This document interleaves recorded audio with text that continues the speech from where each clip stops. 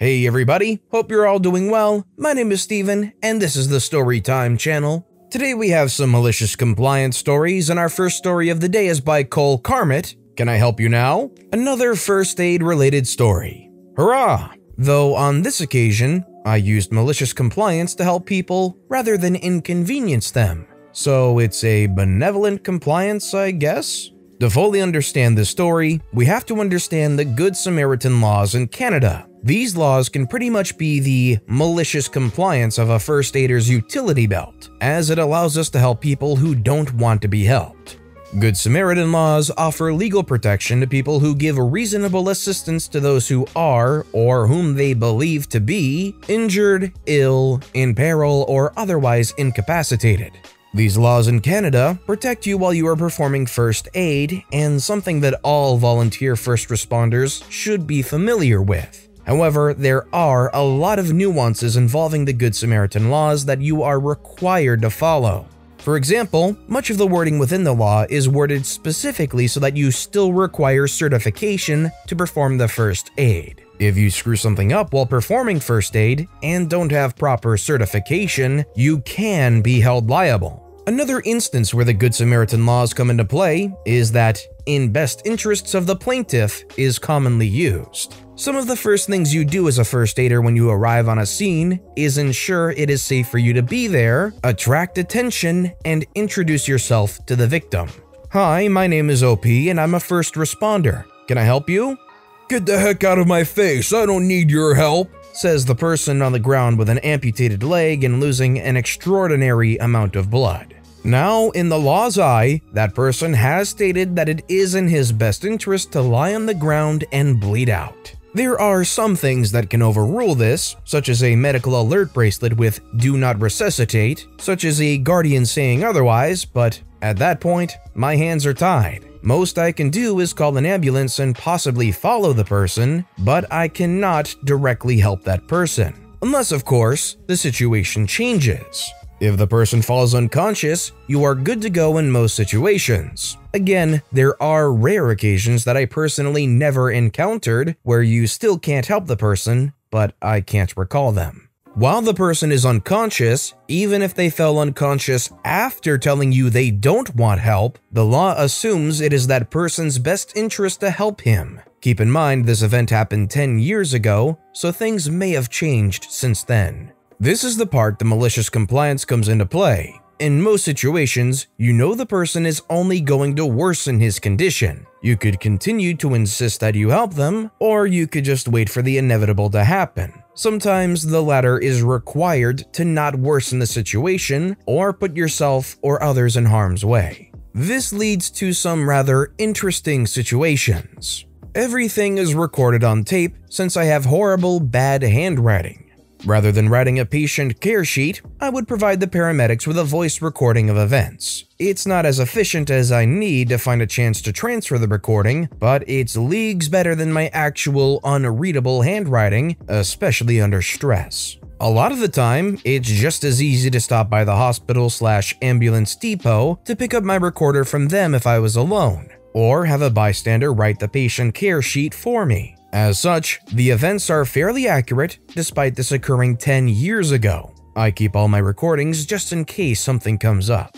The scene was at a public campsite, some distance away from civilization. I was technically not on duty, I was on vacation, but someone called for help at one of the camp lots. I arrived and found a man, probably late 20s, at the base of a tree, blood coming from his head, and a large gash down his arm. I asked the lady what happened, and she explained her boyfriend fell out of the tree while he was hanging up a tarp to protect from an upcoming storm. At this point, I realized two things. A. Possible head and spinal injury, secure the head immediately. B. Girlfriend is not on the list of people who can give me permission to assist this person. Another first aider showed up at this point, and I went to introduce ourselves.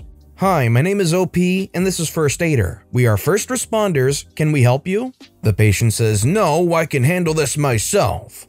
The girlfriend says, "Just let them help. I saw his card." "No, just let me lie here and collect myself."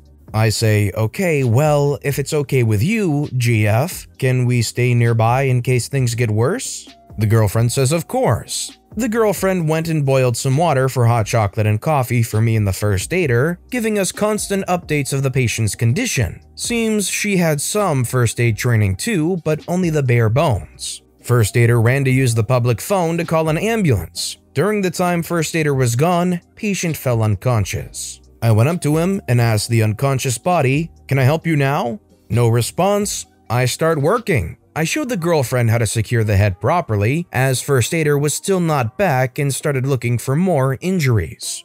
There was also a puncture wound on his hip where a branch was sticking in, but it was superficial compared to everything else. I started with the head as the injury seemed more severe and made a bandana out of a towel. 5 minutes later, there was a gut-wrenching scream. "What the frick are you doing?" I turned around and saw that patient had woken up. Girlfriend is trying to calm him down and stop his head from moving, but he was fuming. "I told you I didn't need any help. I'm fine." The girlfriend says, "You're not thinking straight." Insert lovey-dovey stuff here. I say, "Sir, please stop moving. We don't know if your neck or spine is broken." "Okay, fine, I won't move, but take this darn scarf off my head. I look like a racist slur." Oh great, the last thing I wanted to deal with. "Are you sure? You are bleeding pretty badly." The patient started cussing and swearing. "I have my rights. I'll have you arrested and charged," etc., etc. So I removed the bandage. Blood started flowing freely from the wound again, and already his face was getting paler. It was at that point, first aider arrived with security. The first aider said, "Ambulance will be roughly a half hour. How is—" "You called a freaking ambulance?" Security says, "Please sir, calm down. You could aggravate your condition." This guy wasn't being picked up well on the recording. "Frick that, I'm not paying for that." I say, "It doesn't cost anything for them to perform an examination on you." "You're not making me." At that point, there is a brief pause in the recording, and my voice comes over. "My name is OP and I'm a medical first responder. Can I help? Can you hear me?" Patient attempted to violently move his head. He immediately fell unconscious. Restarting first aid. "First aider, can you secure the head?" "Security, can you get an AED just in case?" "Girlfriend, in your first aid kit, there was a booklet. Get that and copy down what I tell you." At that point, I guess I turned off the recording, as that was the end of it. I remember the patient started fading into and out of consciousness, each time flying into a fit when he woke up. We just stood back and let him have his temper tantrum before he went back unconscious. When the ambulance arrived, he had been unconscious at that point for 10 minutes, so we thought he was down for the count. Come to find out, he was from the USA, where medical bills are insane, hence the reason why the patient was so insistent on not getting help. He thought I was going to charge him for my first aid. I didn't even think that was a thing. I was just doing it because I knew how to. Me and the girlfriend stayed in contact via email for a short while. He was diagnosed with a concussion and internal bleeding. There was a chance he was going to suffer permanent damage, but he managed to pull through. He later on apologized for the behavior, but I just brushed it off. You do stupid things while you're suffering from trauma, so I told him it wasn't his fault. I still have a card the pair sent as a thank you. Thanks for being stubborn enough to save my life.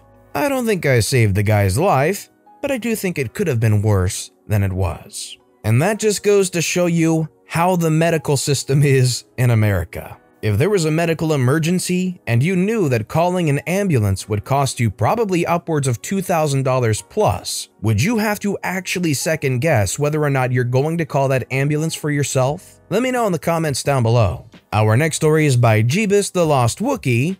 Yeah, I'm gonna need a job form for that. Many moons ago, I was working as a design engineer at a big-ish company, 300-ish employees. I worked in the design department as a design engineer.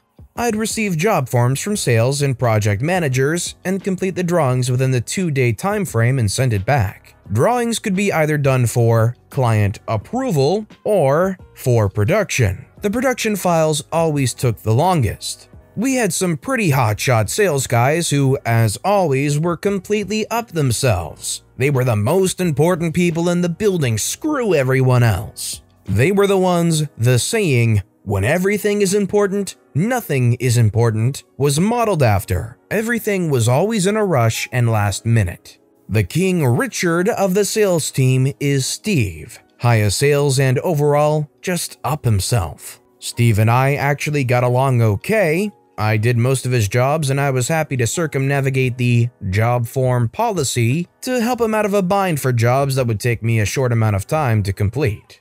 Well, it all started one day when Steve came to me and asked me to help him out with one of his binds, overpromising a client on timeframes for drawings. I told Steve that I would do what I could, but I can't promise anything, and he might need to wait for them till the end of the day. Well, Steve was not having any of this. He sent out an email to my boss's boss, the sales manager, and myself, complaining about how I was uncooperative and incompetent because I can't do this work for him. I see the email, and I go straight to my boss and explain it to him that there was no job form. My boss replies to the email, CCing everyone in, "What is the job form number, Steve, so we can look this one up and see where it's at?"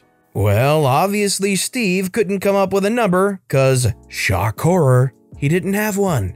Crap all blew over, I got in no trouble, and Steve was given a stern talking to.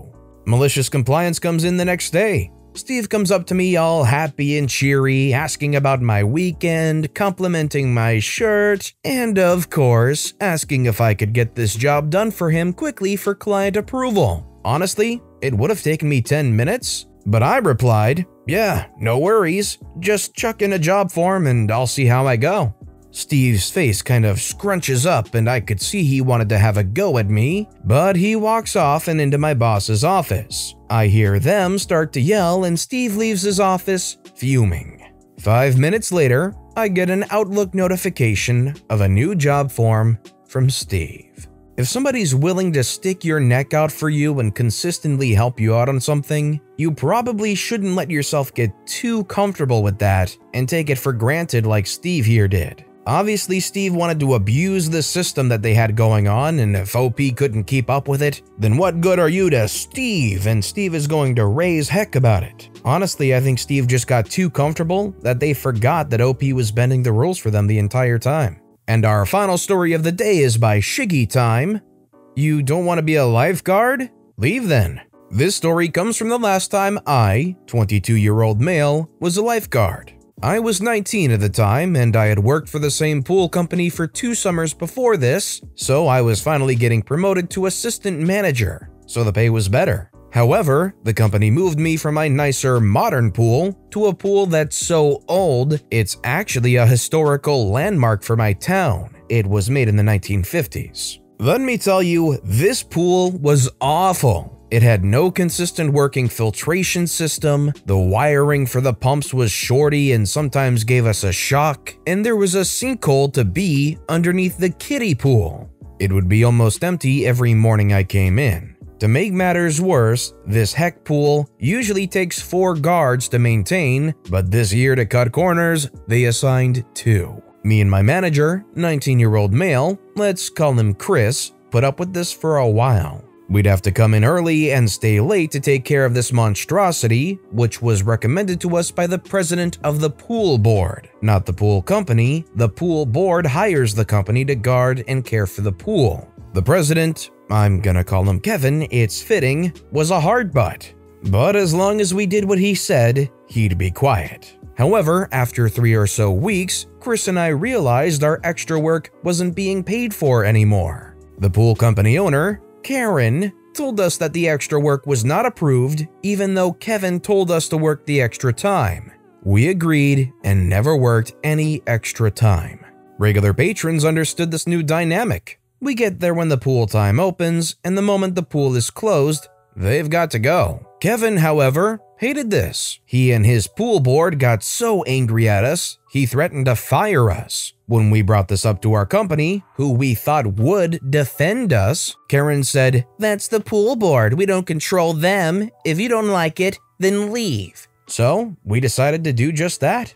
Chris and I went to work the next day, knowing it would be our last at that pool. We said our goodbyes to the nice patrons and come close, Kevin was irate again. We didn't listen to him as we closed up, and he again threatened to fire us. We respond, "You can't fire us if we quit," dropped the keys at his feet, and walked out. Chris and I then both wrote emails to Karen, giving her our 2 weeks notice. For over the past 3 years of working there, they haven't been so kind to us. The next morning, both Chris and I received phone calls asking us to come in together as we were the only 2 people working at that pool. We show up to the office expecting to be chewed out, but instead Karen begged us to stay and offered us both manager positions at any pool we wanted next year. Chris and I looked at each other with a grin as I turned back to her and say, "We didn't like it, so we're leaving," and walked out the door. Afterwards, we got pizza and joked about how awful that company was and how we'd never work for them again. Spoiler, Chris caved and worked for them for the next 3 years. But giving both Karen and Kevin that mic drop moment still makes me smile to this day. To be fair, I myself probably wouldn't have gone back because there's no way that I would trust that Karen when she says, "Next year you'll get manager positions at any pool you want." She was literally the person that days ago said, "Well, that's the pool board, take it up with them and leave if you don't like it." There's no way that she would honor that slight just comment while she's begging for you to come back. Once you give her that work and you get through that season, I'm sure she'd just be done with you. But with that being said, that's all the time we have for today. So if you have a favorite story of the day, let me know which story and why in the comments down below. But besides that, if you enjoyed the video, please consider giving it a like, and if you haven't, subscribe and turn notifications on so you'll never miss an upcoming video. No matter what you do, whether it's just viewing the video, liking, subscribing, turning notifications on, I appreciate the heck out of it. Every little thing that you do helps the channel grow that much more, and I can't thank you enough for it. So until next time, I hope you all have a wonderful day, and I'll be right here next time on the Storytime channel.